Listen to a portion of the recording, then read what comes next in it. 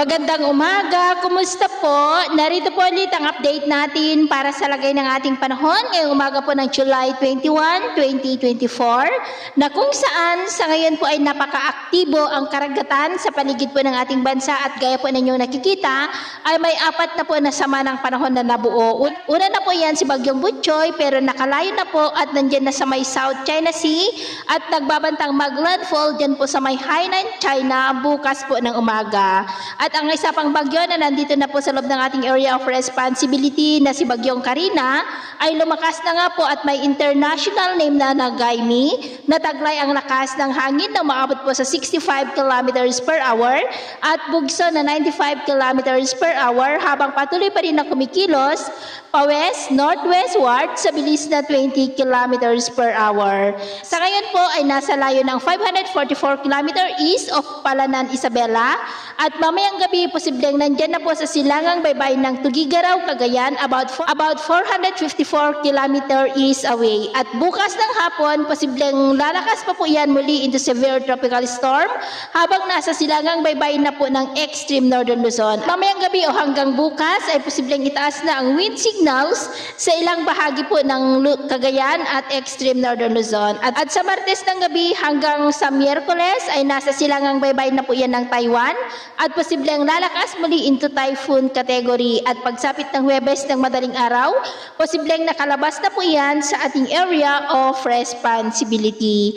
Hindi man po ito mag-landfall sa alinmang bahagi ng ating kalupaan ay paghandaan naman po natin ang malakas na habagat na hihilahin at papalakasin ng bagyong si Karina na siya naman pong magpapaulan sa malaking bahagi ng ating bansa almost full week po, lalo na po sa western section ng ating bansa. At ang dalawang sama ng panahon naman na nasa malayong silangan ay hindi naman po nakitaan pang mga ito na lalakas bilang mga bagyo. Posibleng mawala rin po yung mga yan sa susunod na mga araw. At sa lagay ng ating panahon, ngayong madaling araw ay maayos naman ang panahon sa malaking bahagi ng bansa pero may chance pa rin ng mga isolated rains sa ilang bahagi ng Cagayan, silangan ng Isabela, Olongapo, Katanawan, Bicol Region, Occidental Mindoro, Antique, ilang bahagi ng Iloilo, Samar, Sipalay sa May Negros, Sulu Archipelago, Davao del Sur at Mati. At mamaya ay sisikat ang araw sa malaking bahagi pa rin ng bansa pero dahil kay Bagyong Karina